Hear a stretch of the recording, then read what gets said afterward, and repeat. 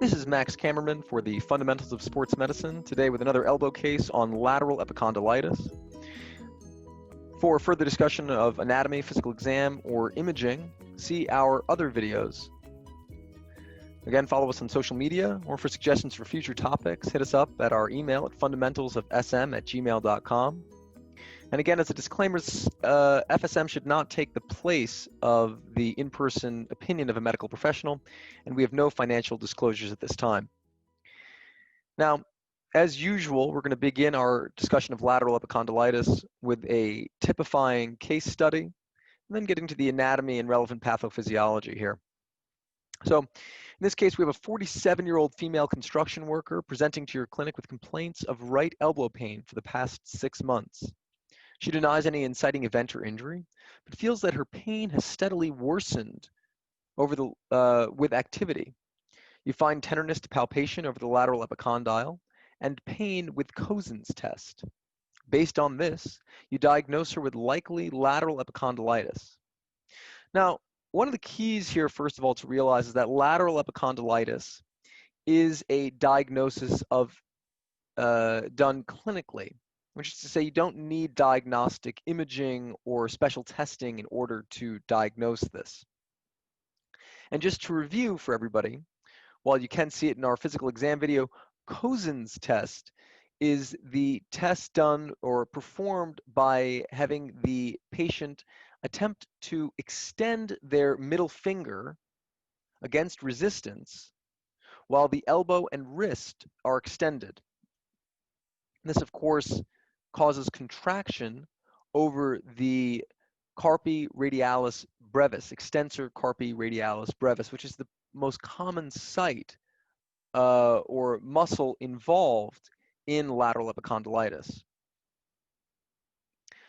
Now, let's review for a minute the relevant anatomy here in lateral epicondylitis.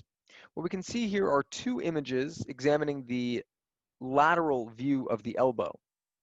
Beginning here on the left image, we can see how the lateral epicondyle is, first of all, at the lateral or distal edge of the humerus and serves as the origin for the common extensor tendon of the forearm and wrist. Now, what that means is that there are actually 4 extensor tendons, all of which converge on this origination. Now, the 4 extensor muscles are, again, the extensor carpi radialis brevis, the extensor carpi ulnaris, note not longus nor brevis, the extensor digitorum, and the extensor digiti minimi. All of these in turn form this common extensor tendon, overlying again the lateral epicondyle and coursing over the posterior aspect of the forearm.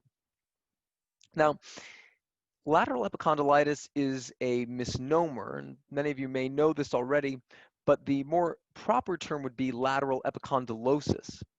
Now, that's because the pathophysiology here is not an inflammatory process of the tendon, but actually micro-tearing of the tendon. And we're going to see that as being relevant not only in the treatment, but also in why it can become such a chronic issue for people. Even reviewing from the case study that we looked at initially, we have a woman who's been having pain for 6 months. This would not be typical of a general inflammatory process, which we would expect to subside over that amount of time.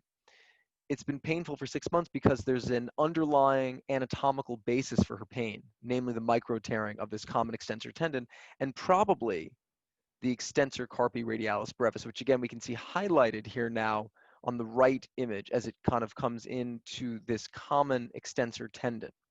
Again, 4 tendons, 1, 2, 3, 4, forming the common extensor tendon for the lateral epicondyle.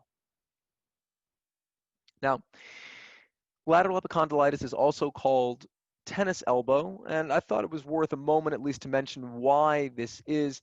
It comes often from amateur tennis players, actually, where with a poor one-handed backhand, we see the lateral epicondyle and that common extensor tendon become strained. Now, I've put on two examples of one-handed backhands here. On the left, we can see this one-handed backhand where the player is potentially arriving a bit late to the ball. And what happens there is that if you arrive late to the ball, the wrist has not yet become extended. And when the wrist is not extended, but instead somewhat flexed, when it comes into contact with that ball, you often have an eccentric contraction, an attempted concentric contraction, but eccentric contraction of the extensor muscles of the forearm. And over time, this can cause breakdown. Now, contrast that to the image on the right, where you see the wrist in slight extension. This actually protects the common extensor bundle and common extensor tendons as they insert into the lateral epicondyle or originate from the lateral epicondyle, and is less likely then to see a breakdown of the common extensor tendon. It can still happen, though it has been shown, especially in professional tennis players, to occur at an extremely low rate. There was a study done once at the French Open to look at prevalence of lateral epicondylitis. Moving on, the common extensor tendon, again, is this origin site for several muscles in the extension of the wrist. And we more typically see it not in athletes, but in people who have laborious jobs, especially involving jobs that it's difficult to take a break from, ones where they don't get to direct their own activity during the day. And we see this again in the highest prevalence in people in their 40s and 50s, usually of the dominant hand. One thing that I didn't mention earlier is that while the pathophysiology involves microtearing of the tendon, if the diagnosis is in doubt, or if you're dealing with a more serious case, neovascularization will often occur and can be seen visually on ultrasound, something that we'll show actually in a minute. All that being said, the diagnosis is still clinical. And we're going to see that with tenderness over the lateral epicondyle and just distal to the lateral epicondyle over that common extensor tendon. And you'll have pain with the resisted wrist extension or with pain with passive wrist flexion. Now again, ultrasound can be used to help to see the extent of the damage or any neovascularization, but is not necessary for the diagnosis of lateral epicondylitis. Moving on to look at a couple of these images. These are ultrasound images of the common extensor tendon as it originates from the lateral epicondyle. What we can see here on the upper image, first of all, is the lateral epicondyle of the humerus. And we can see that from this bright white line extending downward. And if we move distal to that, we bump into the corner of the radial head. Now, the reason we don't see the rest of the radial head is, of course, because the sound waves from the ultrasound are being blocked. And that's true over here on the humerus as well. This dark space in between makes up the joint space between the lateral epicondyle and the humeral head. This, of course, means that our orientation in this way is in long axis over the elbow, meaning that the ultrasound probe is being placed over the elbow joint such that it spans the entire joint. A little bit superior or superficial to this, we can see this black and gray echo texture with fibers oriented horizontally. This is our common extensor tendon as it inserts into the lateral epicondyle. Some of this disruption or varied echo texture in here could be tearing, but it's hard to see without an ability to actually move the probe and see some dynamic testing here. As we continue distally, now down over the radial head, we can see the echo texture changes into a brighter pattern, which is more typical of muscle. And so we see the movement here from tendon into the myotendinous junction, and then finally into tendon itself. Now, when looking, however, for the actual neovascularization within the ultrasound, what you want to do is look with the color Doppler on your ultrasound. And so here we've reversed the image where we see the lateral epicondyle on the left, radial head on the right. And in this case, we actually are seeing somebody with lateral epicondylitis, and we can be sure of that because we know that the tendon structure should not be vascularized. And yet, when we look at the tendon complex of the common extensor tendon as it originates from the lateral epicondyle, with color Doppler, we're seeing flow of blood, which represents this neovascularization, indicative to us that the process has been going on chronically, even if the patient may only newly be experiencing symptoms. In any event, the treatment for lateral epicondylitis takes advantage of what we know the mechanism of injury to be.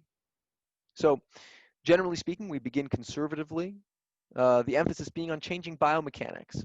When that common extensor tendon can be protected, if it's as simple as changing somebody's backhand mechanics, then doing that can improve people. And in 90% of people, symptoms will abate within 1 to 2 years. However, for many people, 1 to 2 year wait is not acceptable, and therefore beginning physical therapy, bracing, splinting even in extreme cases, or NSAIDs can help to take the edge off and allow the person to function in their day-to-day life. At its worst, we see this become painful with trying to open doors, and therefore treatment is absolutely appropriate. One thing that I recommend typically with physical therapy is to attempt something called Graston therapy, which is a deep tissue massage encouraging increased blood flow to the area of damage and hopefully healing. Now, oftentimes we'll see our first line treatments not work, and we move on to our second line treatments, including nitroglycerin patches, similar to the ones you would use in a patient with cardiovascular disease, CSI, standing for corticosteroid injection, iontophoresis, percutaneous needle tenotomy, or PRP, which stands for platelet-rich plasma treatment. Now, nitroglycerin patches takes advantage, first of all, of the potential need for blood flow to this area. Corticosteroid injection and iontophoresis both attempt to put a steroid into the area, neither of which have been shown to be particularly helpful long-term, though both are helpful in the short term. Percutaneous needle tenotomy and PRP both have mixed results in terms of the evidence regarding the efficacy of their treatment. But percutaneous needle tenotomy and PRP have been the treatment modalities that I personally have found to be the most helpful in the treatment of my patients. Often, the percutaneous needle tenotomy, which we can talk about a little bit in a moment further, is operator dependent, and therefore it's difficult to fully understand the results that we see in these studies because of the variability in the treatment itself. As a last resort, surgery can be used to alleviate common extensor tendon pathology, but is not always successful in its treatment. For those of you who have not heard of iontophoresis, this is the process of using an electrical gradient to introduce medication across a membrane.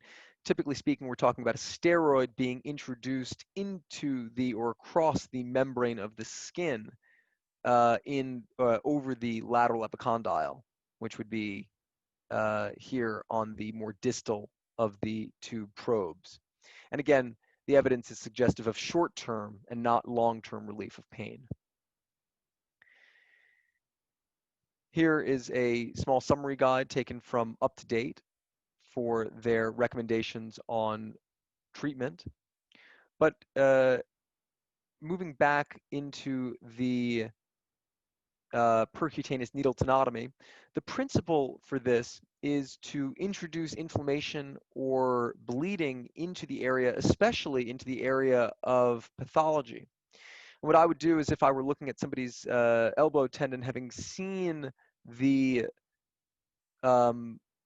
breakdown of the tissue or the micro-tearing, as is typical in common extensor tendon problems with lateral epicondylitis, I could actually use this image to then create small punctate passes through the tendon in this axis so as to encourage healing and breakdown of some of the fibrotic scar tissue in that area. Again, this is for percutaneous needle tenotomy, not a first-line treatment, but one that I found to be helpful. Again, here are our references, and follow us on social media. This has been Max Kammerman signing off for Fundamentals of Sports Medicine.